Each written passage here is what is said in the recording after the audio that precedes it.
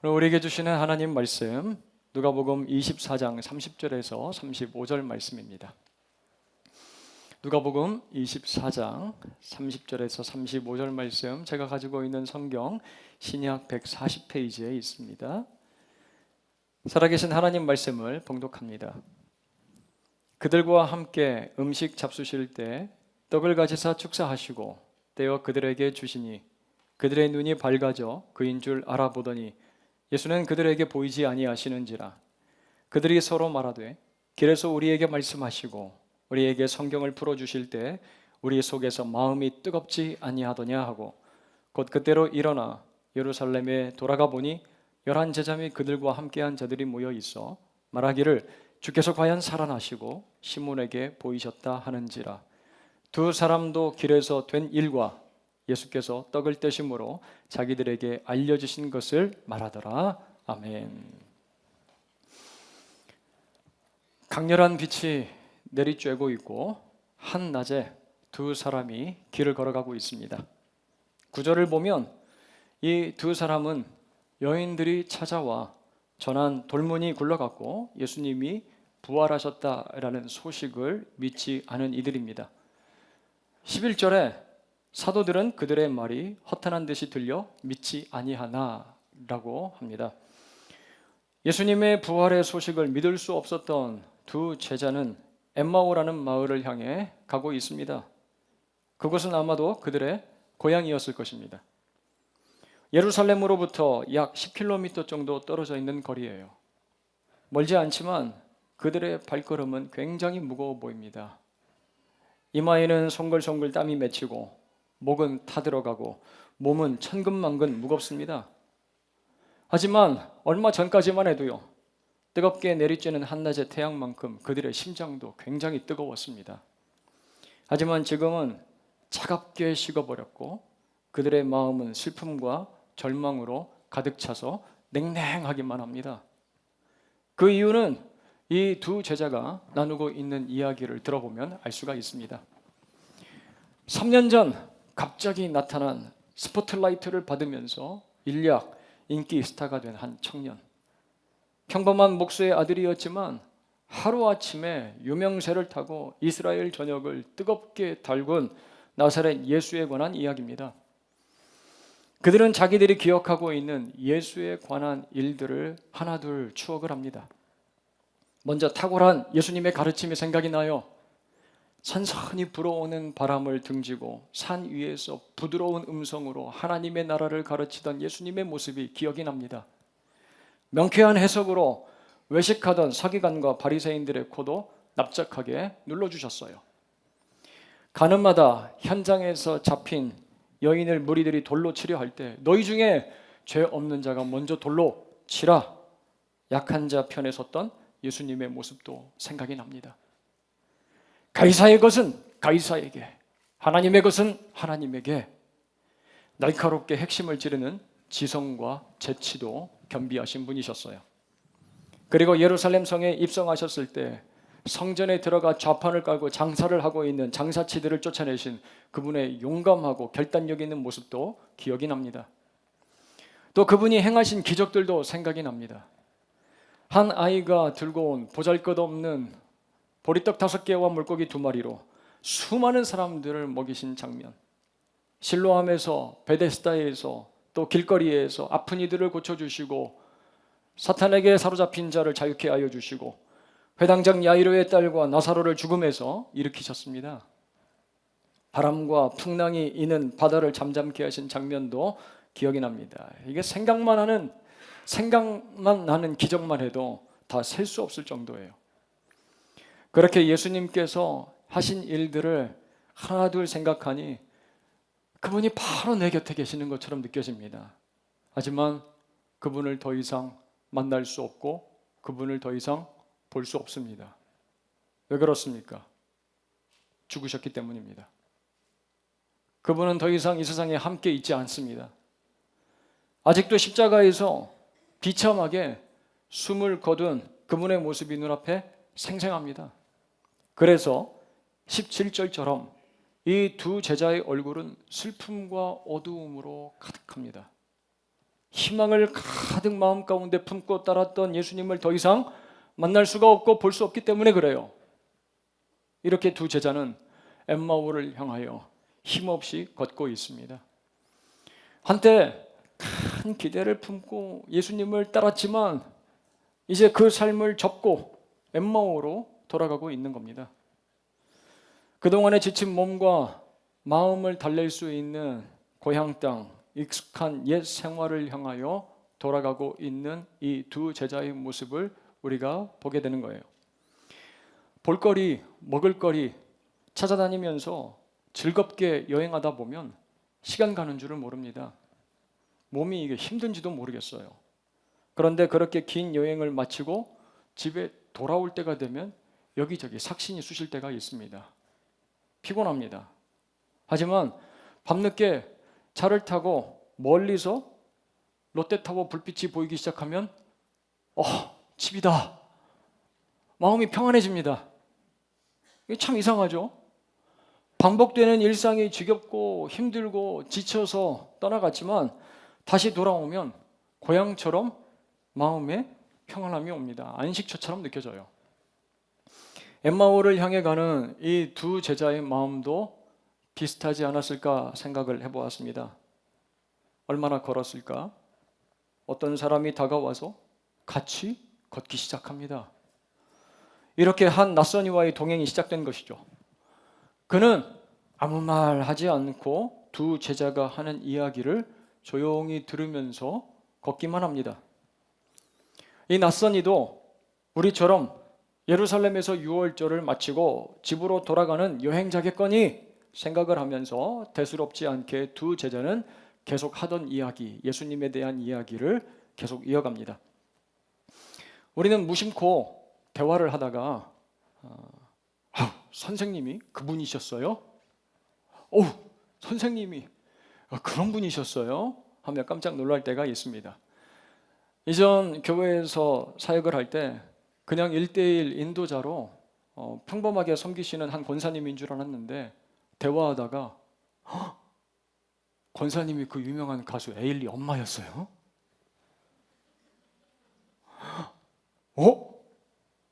그냥 한 평범하게 앞에서 싱어팀으로 섬기고 있는 집사님이셨는데 어머, 이 집사님이 플라이 투 더 스카이 브라이언 형님이셨어요?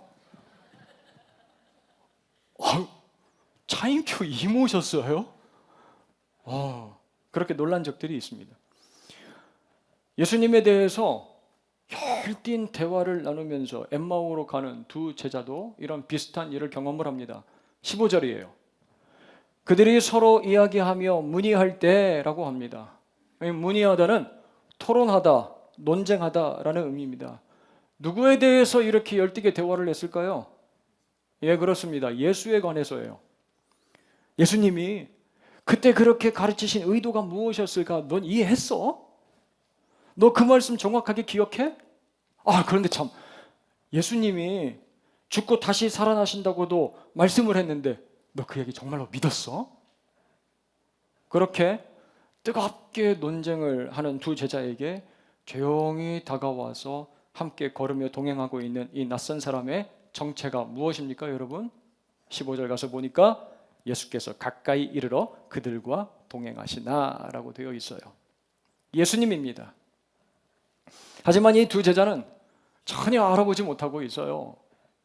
얼마 전까지만 해도 그분을 바로 곁에서 따라다니며 직접 보고 들었습니다. 그렇게도 좋아했던 예수님이었어요. 그래서 모든 걸 포기하고 따르기로 결단도 했습니다. 내 인생의 목적으로 삼았던 예수님, 꿈에라도 다시 봤으면 하는 예수님이 지금 바로 가까이 오셔서 곁에서 걷고 계시는데 왜 알아볼 수가 없을까요, 여러분? 16절은 그 이유를 그들의 눈이 가리워졌기 때문이라고 밝히고 있습니다. 무엇이 안대와 같이 그들의 눈을 가리고 있어서 환한 대낮과 같은 그 진리, 예수님의 살아계심을 볼 수 없게 만들고 있는 걸까요? 도대체 무엇이 예수님을 알아볼 수 없게 하는 것입니까? 우리 남성들이 참 두려워하는 소리가 있습니다. 무서워하는 소리가 있어요. 아마 공감들 하실 텐데, 여보, 자기야, 나 뭐 달라진 거 없어? 이 소리를 들으면 무섭습니다. 달라진 게 있으면 그냥 말하면 되는 거지 왜 물어보는지 모르겠어요.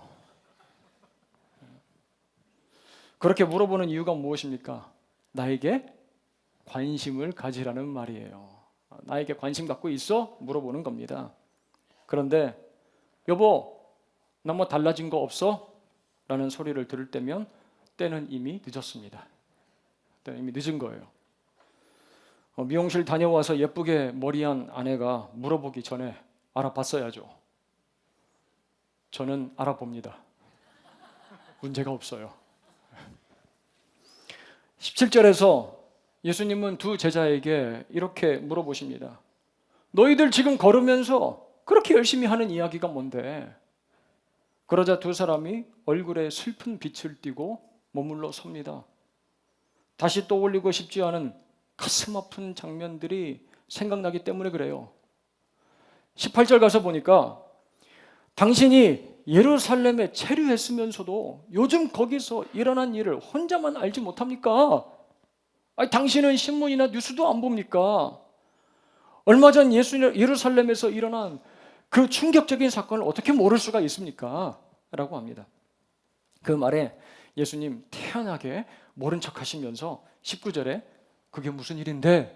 라고 물어보세요. 제자들은 이렇게 대답합니다. 나사렛 예수의 일이고 그는 하나님과 사람 앞에서 행위와 말에 능한 선지자였으나 대제사장들과 관리들이 사형 판결에 넘겨줘서 십자가에 못 박혔다라고 그렇게 설명을 합니다. 그리고 21절에 가서 보면 자신들이 그 예수를 어떻게 생각했는지 들려주고 있어요. 함께 21절 말씀을 읽겠습니다. 같이 읽습니다. 우리는 이 사람이 이스라엘을 속량할 자라고 바랐노라. 이뿐 아니라 이 일이 일어난 지가 사흘째요 라고 합니다. 우리가 예수를 이스라엘을 속량할 자로 말았다라고 그렇게 이야기를 해요. 여기서 속량은 보석금이라는 의미를 가지고 있습니다. 몸값을 치르고 석방시키다, 해방하다라는 의미예요. 말과 행위가 뛰어난 선지자 그 예수가 어떤 희생을 치르고 자기 민족 이스라엘을 해방시킬 것이다 라고 기대했다고 소원했다고 이야기합니다. 하지만 그런 기대는 지금 다 물거품처럼 사라져 버렸습니다. 왜냐하면 예수 그리스도가 십자가에 이미 못 박혀 죽어버렸고 죽은 지 벌써 사흘이나 되었기 때문입니다. 그가 다시 살아나셨다고 말한 어떤 여자들 때문에 잠시 놀라기는 했지만 증거가 없다는 거예요.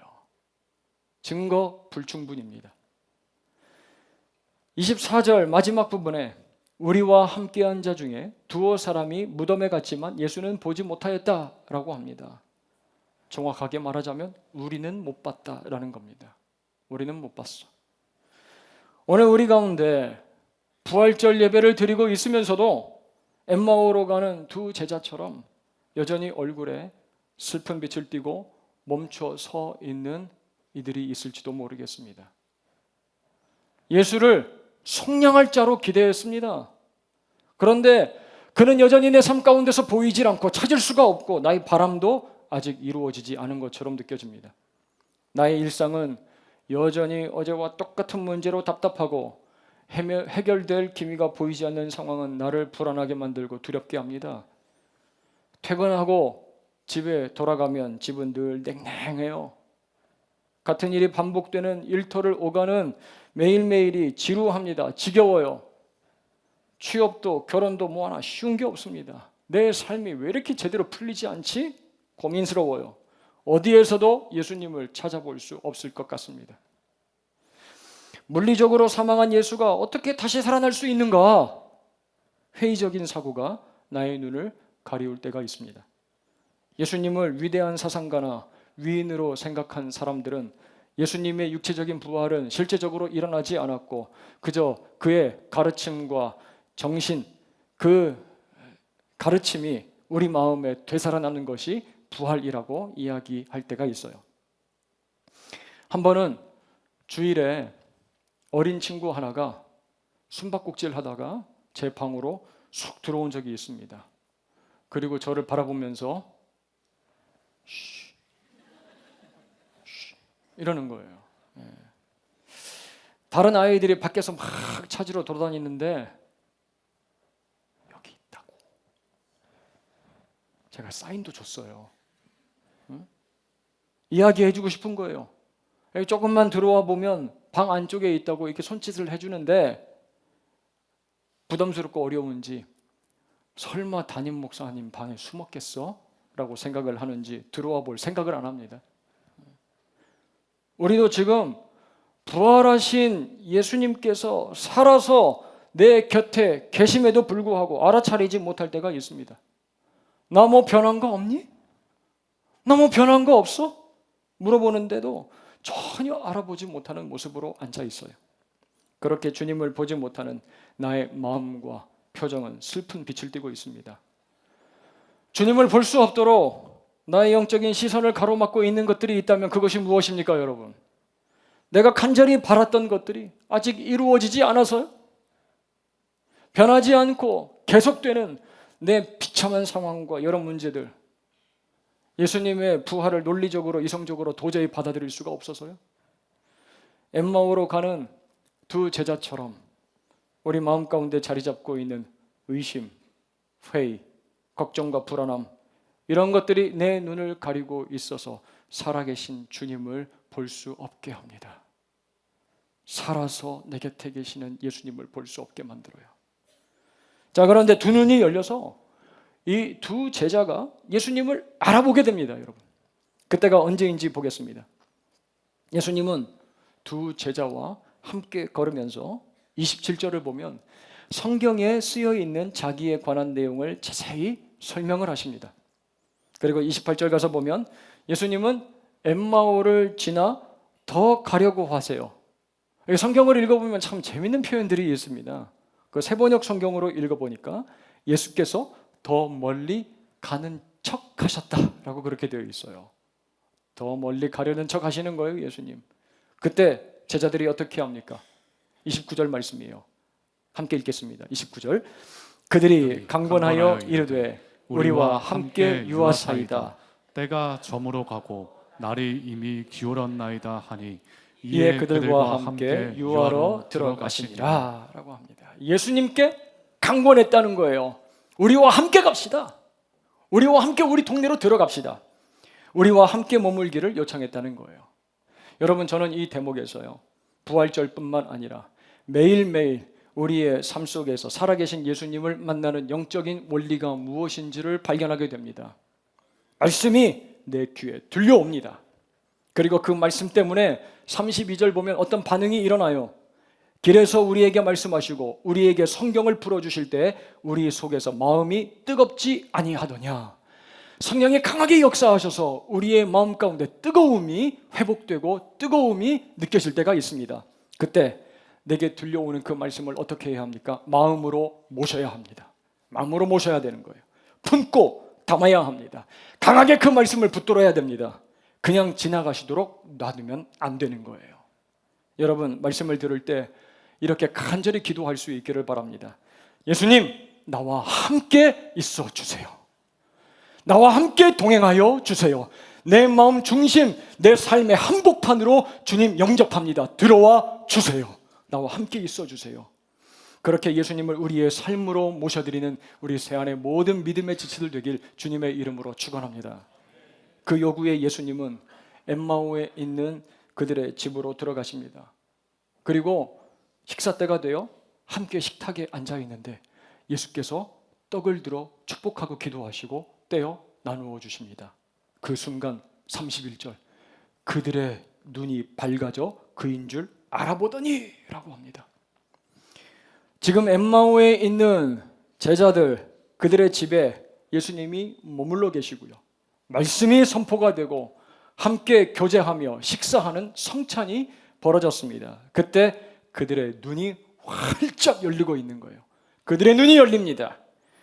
이 모습은 우리에게 한 가지 사실을 분명히 보여주는 것 아니겠어요? 하나님의 말씀과 예수 그리스도의 살과 피를 나누는 예배, 영적인 친밀한 교제의 자리에서 우리의 눈이 열린다라는 사실입니다. 한때는 열렬히 예수를 따랐던 엠마오를 향해 가는 두 제자처럼 때로 우리도 슬픔에 절망에 사로잡혀 엠마오로 돌아가려고 할 때가 있습니다. 한때 예배의 자리를 사모하고 그 예배에서 눈물을 흘리고 주님도 만나고 뜨겁게 예배했던 나였지만 지금은 나의 마음이 냉랭하게 왠지 모르게 식어버려서 눈물 한 방울 흘리지 못하고 습관적으로 예배를 드리고 있는 나의 모습이 보일 때가 있어요. 내 안에 예수가 죽은 것 같아. 내 안에서 예수를 찾을 수가 없어. 필립 얀시 목사님이 쓴 책 제목처럼 예수님, 당신께 내가 실망했습니다 말할 때가 있는 거예요. 하지만 예배의 자리에서 말씀을 듣고 예수님 만나기를 간절히 사모하고 그분의 십자가 그 사랑을 경험할 때 우리는 다시 예수님을 보게 됩니다. 사랑하는 여러분, 이 사실을 믿으시기를 바랍니다. 예수님 볼 수 있는 우리가 되길 원해요. 사랑하는 여러분, 오늘 부활절 예배 지금 이 시간 우리의 눈이 활짝 열려서 우리와 함께 계시는 예수님 만나는 기쁨을 경험하는 우리 모든 새안의 믿음의 지체들 되길 주님의 이름으로 축복합니다. 지금 부활하신 예수님이 우리 곁에 계십니다. 여러분 옆에 앉아 계십니다. 지금 이 예배의 자리에 충만하게 임재하여 계십니다. 이제 부활하신 예수님 만난 두 제자의 마음 다시 회복된 기쁨으로 뜨거워져요. 그래서 33절 가서 보면 그 예수 부활의 소식을 품고 예루살렘으로 되돌아갑니다. 복음을 품고 그 땅에 이르는 거예요. 언제입니까? 곧 그때로 일어나입니다. 곧 그때로. 10km나 되는 거리를 걸어온 제자들 피곤하고 힘이 들었을 겁니다. 해는 저물고 날은 캄캄합니다. 하지만 그들은 날이 새기를 기다리질 않아요. 곧바로 일어나 다시 예루살렘으로 돌아갑니다. 자, 그렇게 돌아가 예루살렘에 도착하니 11제자가 모여있고 그들과 함께한 자들이 모여서 이렇게 말을 하고 있습니다. 주께서 과연 살아나셨고 시몬에게도 보이셨대. 그때 그 두 제자가 뭐라고 하는지 여러분 함께 35절을 읽겠습니다. 함께 읽습니다. 두 사람도 길에서 된 일과 예수께서 떡을 떼심으로 자기들에게 알려주신 것을 말하더라. 아멘. 어깨가 축 처져서 엠마오로 돌아가던 그들이 언제 그랬냐는 듯 자기들도 질세라 다른 제자들에게 이렇게 목소리를 높여서 이야기를 합니다. 아유, 우리도 예수님 만났다니까. 예수님께서 우리와 함께 동행하시고 말씀도 가르쳐 주셨다니까. 우리 집에 들어와서 함께 식사도 하시고 성만찬도 베풀어 주셨다니까. 기쁨으로 예수님에 대하여 이야기하는 두 제자의 모습이 어저께 말씀을 준비를 하는데 제 눈에 보이는 것 같았어요. 이번 고난주간 새벽 예배를 마치면서 권사님 한 분이 제게 이런 말씀을 하세요. 목사님, 10수년간 제가 예수님을 알고 살았습니다. 그렇게 살아왔는데 이번 고난주간 그 십자가가 그 예수님의 희생, 자기 몸과 피를 주신 그 사랑이 날 위한 사건으로 경험이 되는 거예요. 살아계신 예수님이 내 마음 심장 한복판으로 들어오시는 거예요. 날 위해 지신 그 십자가, 날 위하여 흘리신 피, 날 위하여 찢기신 몸이 내게 개인적으로 인격적으로 와서 닿는 거예요. 어떻게 해요, 목사님? 너무나 감사해요.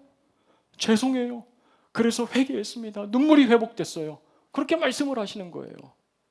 그렇게 말씀하시는 권사님 얼굴에서 기쁨의 미소가 보였어요. 살아계신 예수님을 나의 주 예수님으로 만나니 이야기가 하고 싶은 거예요. 이야기가 하고 싶은 거예요. 그 권사님에게 오늘 부활의 아침이 얼마나 행복할까. 그 권사님 날 위해 죽으시고 다시 사신 예수님 만나는 이 예배, 이 자리가 얼마나 감격스러울까 생각을 했어요. 여러분, 오늘 예배 마치고 카페에서 3, 4 모여서 예수님에 대해서 이야기가 나누고 있으면 그 권사님이 누구인지 알 수도 있을 겁니다. 이야기하고 있으면 권사님이 찾아와서 나도 만났다니까 부활하신 예수님. 아유, 당신도 만났어요? 알 수도 있을지 모르겠어요. 사랑하는 성도 여러분, 우리들은 때때로 부활하신 주님을 알아보지 못하고 엠마오를 향해 걸어갈 때가 있습니다. 절망과 슬픔으로 가득한 마음, 회복 불가능한 것처럼 보여요. 뜨거운 태양 아래 지쳐 외롭고 힘들고 괴로운 인생의 길 걸어가는 나의 모습이 보일 때가 있습니다. 그때 나에게 다가와 동행하시며 길을 걷는 분이 계십니다. 그 부활의 길을 함께 걸어가고 계시는 예수 그리스도예요. 오늘 부활주일 우리 모두가 다시 사신 예수님 만나기를 소원합니다. 잘못된 기대와 생각들이 떠나가고 부활하신 예수님 볼 수 있는 두 눈이 우리에게 활짝 열리게 되기를 소원합니다. 그래서 많은 이들에게 살아계신 예수 그리스도를 증거하며 살아가는 우리 새 안의 모든 믿음의 지체들 되길 주님의 이름으로 축원합니다.